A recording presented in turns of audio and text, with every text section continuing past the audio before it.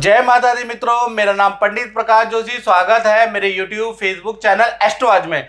मित्रों, आज हम चर्चा कर रहे हैं 18 साल बाद एक बड़ा गोचर होने वाला है। राहु केतु का ट्रांजिट 30 अक्टूबर 2023 को होने वाला है और ये 18 साल बाद होने वाला और उसका इफेक्ट वृश्चिक राशि पे, जिनके ऊपर ढैया चल रही है, इनके ऊपर कैसा रहेगा इसके बारे में बहुत बहुत इंपॉर्टेंट है। क्योंकि ढैया तो शनि की वृश्चिक राशि वालों की खराब चल रही है, लेकिन इस खराबी से मुक्ति जब ही पाई जा सकती है अगर राहु केतु में से एक का भी वृश्चिक राशि को आशीर्वाद मिल जाता है तो बुरे समय में काफी राहत मिलेगी। जिस प्रकार से बहुत आंधी तूफान बारिश में या भयंकर गर्मी में छाता आपको राहत देगा ना, इसी प्रकार से अगर राहु केतु में से एक भी ग्रह आपके लिए पॉजिटिव है तो आपको राहत दे देगा ढैया के अंदर। चलिए टाइम ना वेस्ट करके आपके बारे में ही चर्चा करते हैं कि कैसा रहने वाला है। तो ये वृश्चिक राशि वालों की कुंडली है। कुंडली के अनुसार देखा जाए तो राहु आपके पंचम भाव में विराजमान है, जहां 12वें में राहु का ट्रांजिट होगा। मेष राशि से यानी वक्री होते हुए उल्टे चलते हुए मीन राशि में चले जाएंगे। वहीं केतु भी उल्टे चलते हुए देखा जाए तुला राशि से कहीं ना कहीं कन्या राशि में बैठेंगे। यानी राहु आपके एक तरफ पंचम भाव में बैठ रहे हैं और केतु आपकी कुंडली के अनुसार देखा जाए, देख लीजिएगा, लाभ भाव में बैठ रहे हैं। पिछली भी मैंने वीडियो बनाई है, वो राहु के ऊपर बनाई है कि राहु का ट्रांजिट वृश्चिक राशि वालों के लिए कैसा है। लेकिन यहां पर हमने, क्योंकि लोग कंफ्यूज हो जाएंगे, क्योंकि राहु और केतु एक जिस्म दो, मतलब एक आत्मा दो जान है, लेकिन दोनों के रिजल्ट अलग अलग हैं और दोनों का ट्रांजिट एक ही क्षण, एक ही पल, एक ही सेकंड में दो ग्रहों का ट्रांजिट हो रहा है। यानी कि एक तरफ हो सकता है कि राहु आपको खराब रिजल्ट दे रहा हो, वहीं पर केतु आपको पॉजिटिव रिजल्ट दे रहा हो, तो कहीं ना कहीं बैलेंस हो जाएगा। तो पिछली वीडियो जानकारी के लिए आपको जरूर देखनी है, वृश्चिक राशि का राहु का ट्रांजिट, तब आपको ज्यादा डिटेल में पता चलेगा कि राहु क्या क्या करने वाला है। यहां पर हम राहु केतु के ट्रांजिट के बारे में बात कर लेते हैं। तो सबसे पहले जो ये राहु महाराज जो आपके पंचम भाव में बैठे हैं, तो कहीं ना कहीं देखा जाए तो इसका गोचर थोड़ा चिंतादायक आपके लिए रहने वाला है। पहला चीज, पंचम में विद्यार्थियों के लिए ये जो ट्रांजिट है बहुत अच्छा नहीं है। विद्या में मन का भटकाव होगा। विद्यार्थियों को थोड़ा सा अपने मन को बांधने की जरूरत है। बुरी संगत में 18 महीने आप पढ़ सकते हैं। मन चंचल हो सकता है, मन चलायमान हो सकता है, तो थोड़ा आपको मन को स्ट्रॉन्ग करने की जरूरत है, याद रखिएगा। साथ ही साथ पंचम भाव शेयर सट्टेबाजी में आप बर्बादी की ओर जा सकते हैं। तो अगर आपको शेयर सट्टेबाजी में अगर नुकसान हो रहा है तो आप इसको तुरंत छोड़ दें और इससे क्विट कर जाए। इस सहारे ना रहें कि आज रही तो कल प्रॉफिट हो जाएगा, वो सब कुछ लेके डूब जाएगा, याद रखिएगा। क्योंकि 18 महीने राहु का यहां पर प्रभाव आप पे नेगेटिव है। साथ ही साथ पंचम भाव संतान का होता है, तो संतान में बुरी आदतें लग सकती है। संतान यदि आपकी 12 साल से बड़ी उम्र की है तो उनकी हैबिटों पे आपको ध्यान देना पड़ेगा। संतान कहाँ जा रही है, किसके साथ बैठ रही है, थोड़ा सा आपको ध्यान देना पड़ेगा, नहीं तो बुरी आदतें आपको दिखने को आएंगी। घर के अंदर से पैसे चोरी होने लगेंगे, चीजें चोरी होने लगेंगी, तब आपको मेरी बात समझ में आएगी। कुल मिला के देखा जाए तो राहु का ट्रांजिट का यहाँ पर जो सबसे बुरा प्रभाव आपको मिलेगा वो मिलेगा जुलाई 2024 तक, यानी 9 महीने 30 अक्टूबर से लेकर और जुलाई 2024 तक आपको बहुत बुरा रिजल्ट मिलेगा। लेकिन राहु के ट्रांजिट के साथ में केतु का भी मित्रों ट्रांजिट हो रहा है और केतु आपके लाभ भाव में बैठे हैं, जहां 6 नंबर लिखा है। तो केतु का जो ट्रांजिट लाभ भाव में हो रहा है वो कहीं ना कहीं हर लॉस को रिकवर करने वाला होगा। यानी नौकरी यदि आपकी छूटेगी तो कुछ ना कुछ आप बढ़िया काम करने वाले हैं, या अपना व्यापार शुरू करेंगे, या बढ़िया नौकरी मिल जाएगी, कुछ आपको सबक मिल जाएगा। तो कुल मिला के जो नौकरी छूटेगी उससे कुछ महीने बाद आपका अच्छा होगा, तुरंत नहीं। साथ ही साथ देखा जाए एक जगह से दूसरी जगह की ओर आप मूव कर जाएंगे। एक शहर से दूसरी शहर में केतु यहाँ पर मूव कराने वाले हैं और वो शहर आपको बड़ा सूट करने वाला है। साथ ही साथ केतु जो लाभ भाव में बैठा है तो कहीं ना कहीं तंत्र मंत्र में आपकी रुचि बढ़ जाएगी, अघोर पंथ में आपकी रुचि बढ़ जाएगी और अदृश्य शक्तियां किया कराया जो ये चीजें होती है नेगेटिव एनर्जी, इसमें आपका विश्वास आने लगेगा और इसमें कहीं ना कहीं देखा जाए तो आपकी रुचि बढ़ जाएगी। यानी कि देखा जाए तो राहु का जो नेगेटिव प्रभाव है मित्रों, मोटा मोटा कहूं तो 9 महीने यानी जुलाई 2024 तक आपको मिलेगा ही मिलेगा। तो वहां तक आपको थोड़ा सावधानी रखनी है क्योंकि उसके बाद केतु का आपको प्रभाव मिलेगा जो कि पॉजिटिव है। तो कहीं ना कहीं मान लीजिएगा कि अगर आप सावधानी नहीं रखेंगे और करोड़ों का आपका लॉस हो गया तो यहाँ पर केतु इतना करोड़ों का लॉस आपका रिकवर नहीं करेगा, यहाँ पर 50% आपका रिकवर हो सकता है।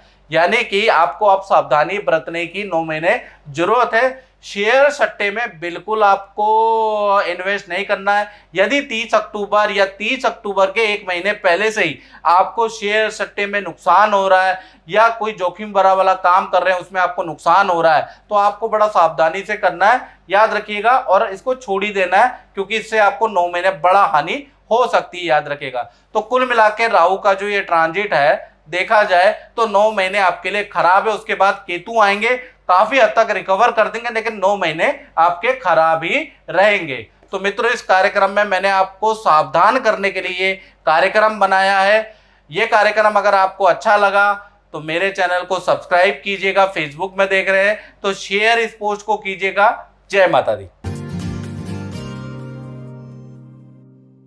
ओम जयंती जय मंगला काली भद्रकाली कपालिनी दुर्गा क्षमा शिवा दात्री स्वाहा स्वधा नमोस्तुते।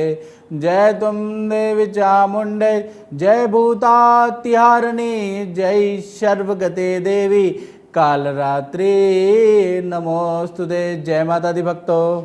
तो बिल्कुल दर्शकों, आज के इस कार्यक्रम की शुरुआत करें। आपको बता दें कि लगातार टीवी स्क्रीन पर नंबर फ्लैश हो रहे हैं, कॉल करेंगे, बात करेंगे, अपनी तमाम समस्याएं जो आपके जीवन में चल रही हैं बताएंगे तो उनका समाधान भी आपको कार्यक्रम के दौरान ही बताया जाएगा।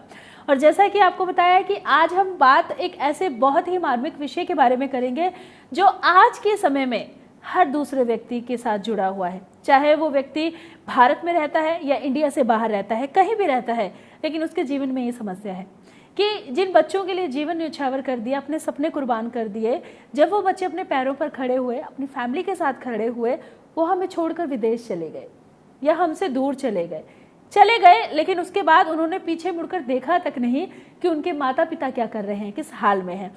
गुरुजी, जब ये कंडीशन किसी भी व्यक्ति के साथ होती है, माँ बाप बड़े अरमानों से बच्चों को पाल पोस के बड़ा करते हैं, तो क्यों ये कंडीशंस हमारी कुंडली में या हमारे जीवन में ऐसे कौन से ग्रह बैठे होते हैं कि हमारे साथ ये हो जाता है? इसके बारे में जानना। देखिए, केतु ग्रह की वजह से ये सब कुछ होता है। और केतु अगर आपकी कुंडली में 6, 8, 12 भाव में या पंचम या भाग्य स्थान में बैठेगा, 6, 8, 12 और पंचम और भाग्य स्थान में अगर ये केतु विराजमान है तो आपके साथ में ये स्थिति हो सकती है। क्या क्या लक्षण होते हैं ये मैं बताना चाहूँगा। हर किसी के साथ मित्रों एक जैसे केस नहीं होते हैं, सबके अलग अलग होते हैं। सारे केस हमारे पास हैं, हम आपको बताना चाहेंगे। पहला, घर के अंदर अकारण तनाव रहता है, झगड़ा रहता है, घर के सदस्यों में क्लेश रहता है, पहली चीज़। दूसरा, संतान छोड़ के जाती है और बहुत बार माता पिता संतान को पाल पोस के बड़ा करते हैं और बाद में संतान द्वारा परिताड़ित भी होते हैं। तो ऐसी स्थिति जब भी होती है जब कुंडली के अनुसार पंचम के अंदर, भाग्य भाव के अंदर, 6, 8, 12 भाव के अंदर अगर केतु देव विराजमान होते हैं तो ऐसी स्थितियां होती है। और नींद पूरी नहीं आ पाती है, नींद की दिक्कत होती है, बहुत बार हमें पैरालिसिस के अटैक आ जाते हैं, बहुत बार हमें ब्रेन फ्रीजिंग वाली स्थितियां आ जाती है। जब आ जाती है जब केतु इस स्थिति के अंदर होता है, पेशाब या नसों की प्रॉब्लम हो जाती है। तो ऐसे में ये सारे के सारे जो मैंने सिम्टम बताएं ये केतु वीक होने के होते हैं। हम बात कर रहे थे कि केतु ग्रह के बारे में, तो चाहूंगी कि उसके उपाय आप हमारे दर्शकों को बताएं। देखिए, मैंने केतु के बारे में चीज़ें तो बताई कि केतु अगर आपका पंचम में बैठा है या 6, 8, 12 भाव में बैठा है या भाग्य स्थान में बैठा है तो वो घर के अंदर क्लेश रहता है दूसरा चीज़ संतान और में मतभेद रहता है, संतान बहुत बार रिस्पेक्ट नहीं कर पाती है या हमारे बारे में समझ नहीं पाती, ऐसी स्थितियां होती हैं। अब ऐसे में उपाय क्या किया जाए? सबसे अच्छा उपाय है ओम एम नमः, ये मंत्र का जाप आपको करना है। दोबारा बता देता हूँ, ओम एम नमः। कुछ लोग एंग भी कहते हैं, वो भी सही है, बिल्कुल सही है वो। दूसरा उपाय क्या है? हर शुक्रवार को आप दुर्गा अर्गला का पाठ करें। दुर्गा सप्तशती में अर्गला स्तोत्र होता है, उसका पाठ करें।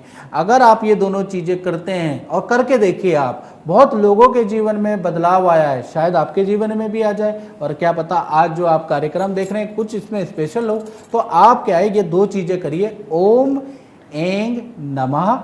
दूसरा, हर शुक्रवार को दुर्गा अर्गला स्तोत्र का पाठ करना है। दो चीज़ें करिएगा। जानना चाहती हैं कि मेरा विवाह नहीं हो पा रहा है, मांगलिक दोष है, तो क्या करूं कि मेरा विवाह जल्द से जल्द हो जाए?